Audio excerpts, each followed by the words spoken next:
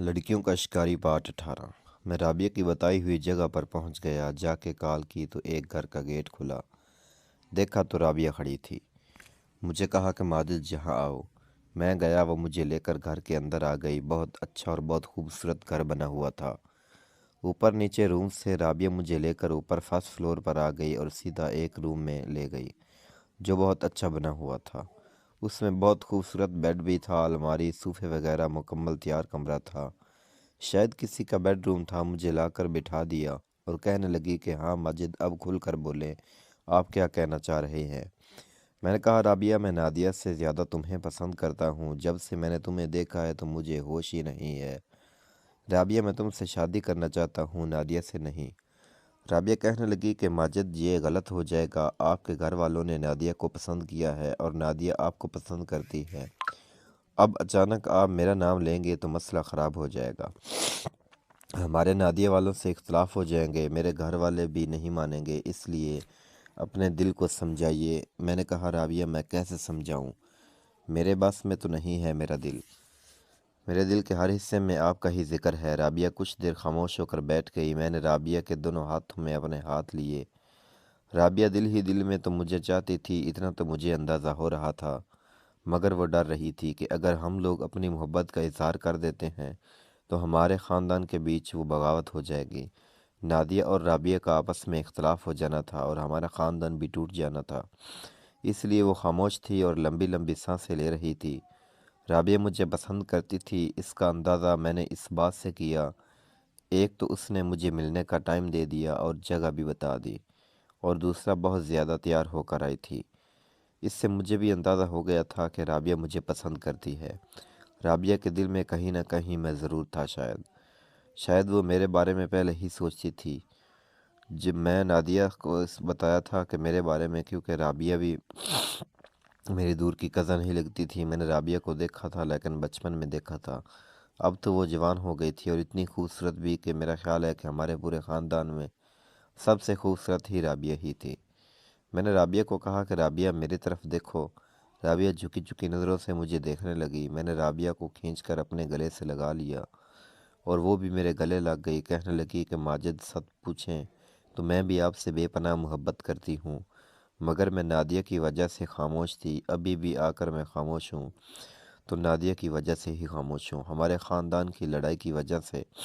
वरना मैं आपसे शादी करती, अपने घर वालों को भी राज़ी करती। मेरे घर वाले तो अब भी राज़ी हो जाएंगे, मगर आपके घर वाले राज़ी नहीं होंगे। मैंने कहा अब ये हम कोशिश करके देखते हैं। हालांकि मैं राबिया का काम उतारना चाहता था। यह खूबसूरत थी, मगर शादी मैं राबिया से ही करने वाला था। इतवार को हमारा निकाह था, जिसका राबिया को इल्म नहीं था। अगर उससे मालूम होता तो वो कभी भी मुझसे मिलने नहीं आती। फिर मगर आस्ता आस्ता राबिया पर हावी होता गया। राबिया मेरी यादों में खो चुकी थी और मैं था कि राबिया को इस्तेमाल कर रहा था। जब राबिया मुकम्मल मेरे होश में आ गई थी तो फिर मैंने आहिस्ता से राबिया को सब कुछ हटा दिया। मैंने अपना भी सब कुछ हटा दिया। फिर मैं उस पर सवार होकर सवारी करने लगा। जब मैं सवारी कर रहा था तो मुझे ऐसा महसूस हुआ कि जैसे सवारी पर कोई और पहले सवार हो चुका है, क्योंकि पहली दफ़ा मैं जिस पर मैंने सवारी की थी उसका अलग ही लुत्फ़ था, और अब यहाँ जब मैं सवारी कर रहा था तो इसकी अलग फीलिंग थी। मतलब मुझे कन्फर्म हो गया था इस सवारी पर कोई और भी सवार हो चुका है। खैर, मैं अपना इंजॉय कर रहा था और मैं सवारी करने का तो पुराना माहिर खिलाड़ी था, इसलिए मैं अपने तजर्बे से घोड़ी को इस्तेमाल करता रहा। मैंने उससे बदक नहीं दे रहा था। मैंने कहा भागने देता हूँ। उस पर तेज़ से सवारी कर रहा था। राबिया भी जन्नत की वादियों की सैर कर रही थी। तकरीबन 1 घंटे तक मैं उस पर सवारी करता रहा और बिल आखिर मंजिल तक पहुंच गया। राबिया कहने लगी कि वाह माजिद, आप तो बड़े अच्छे और माहिर खिलाड़ी हैं। आप तो ऐसे सवारी कर रहे थे जैसे रात दिन आप सवारी ही करते हो। मैंने कहा अब ऐसा भी नहीं है, बस सवारी आ जाए तो सवार अपने तरीके से ही सवार होता है, और जब मेरे जहन में आ रहा था इस हिसाब से मैं सवारी कर रहा था। राबिया कहने लगी नहीं नहीं, आपने जिस तरह सवारी की है इससे पता चलता है कि आप कितनी माहिर सवार हैं और बड़े तजर्बेकार हैं। मैंने कहा चलो फिर दोबारा एक मर्तबा सवारी करके देखते हैं।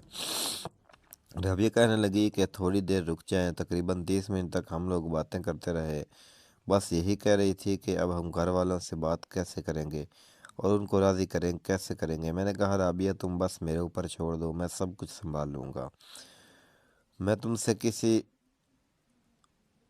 جس طرح بات کرنی ہے وہ میرا مسئلہ ہے، میں خود ہی دیکھوں گا، جس سے بھی بات کرنی ہوگی میں خود کروں گا، تم نے کسی کو بھی ہمارا ذکر نہیں کرنا اور نہ ہی بتانا ہے۔ رابعہ کہنے لگی ٹھیک ہے ماجد، آپ خود ہی یہ سارا معاملہ دیکھ لیں، ویسے مجھے بھی ڈر لگتا تھا، میں بات نہیں کروں گی، بس آپ یہ دیکھ لینا کہ ہمارے خاندان میں جدائیاں نہ ہوں۔ یہ ساری باتیں کرتے کرتے میں دوبارہ اس پر سوار ہو گیا، اور اب میں زیادہ تجربے سے سواری کرنے لگا، اور ریس ہماری تھوڑی لمبی گئی اور میں کافی دور تک بگایا اور بہترین طریقے سے میں نے سواری کی، اور پھر بالآخر دوسری مرتبہ بھی ہمارے سواری مکمل ہو گئی۔ تقریباً ہم لوگ 3 گھنٹے ایک ساتھ رہے تھے۔ میں نے موبائل دیکھا تو موبائل پر کافی زیادہ نادیہ کے میسج آئے تھے۔ وہ پوچھ رہی تھی کہ ماجد آپ کو تو ملتان میں کم لوگ جانتے ہیں، اور پھر آپ کہاں چلے گئے ہیں، کس کے پاس ہے، کافی ٹائم ہو گیا ہے، آپ گھر واپس نہیں آئے، کھانا تیار ہو رہا ہے، آپ گھر میں جلدی پہنچے، سب لوگ آپ کو یاد کر رہے ہیں۔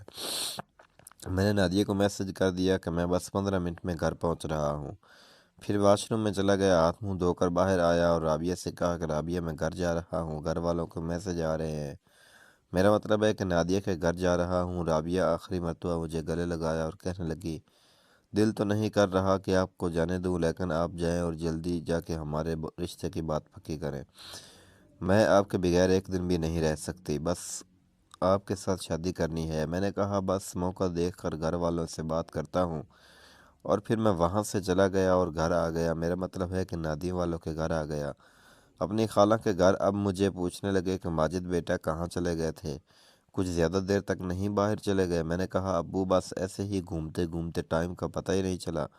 ابو نے کہا کہ کچھ شاپنگ وغیرہ کرنی ہے، نادیہ کو بھی ساتھ لے کر چلیں، تمہاری خالہ کو بھی ساتھ لے چلیں گے، امی ہوگی، ستارہ ہوگی، اور چل کے شاپنگ وغیرہ کر کے آتے ہیں، کیونکہ اتوار کو تو تمہارا اور نادیہ کا نکاح ہے نا۔ میں نے کہا جی ابو یہ ٹھیک ہے، آپ جیسا آپ کو بہتر لگے۔ ہم سب گھر والوں نے مل کر کھانا کھایا، کھانا کھانے کے بعد ہم لوگ مارکیٹ آ گئے، کپڑے وغیرہ اور کچھ سامان وغیرہ لیا۔ نادیہ کہنے لگی کہ ماجد آپ کو کون سا کلر پسند ہے، میں آپ کی پسند کے کپڑے لوں گی۔ میں نے پھر نادیہ کو اپنے فیوریٹ کلر بتائے اور نادیہ میری پسند کے ہی کپڑے خریدنے لگی۔ کافی دیر ہم لوگ کئی گھنٹوں تک شاپنگ کرتے رہے، اور پھر ہم رات کو ایک بڑے ریسٹورنٹ پر چلے گئے، کھانا کھایا، کھانا کھانے کے بعد پھر رات کو لیٹ نائٹ گھر پہنچے تو نادیہ مجھے کہنے لگی کہ ماجد رات کے 2 بجے میں آپ کے روم میں آؤں گی۔ میں نے کہا ٹھیک ہے نادیہ تم آ جانا، مطلب 2 گھنٹے بعد اس نے میرے روم میں آنا تھا، اور ابھی رات کے 12 بج گئے تھے، سب لوگ اپنے اپنے روم میں جا کر سونے لگے، میں بھی پھر اپنے روم میں آ کر سو گیا۔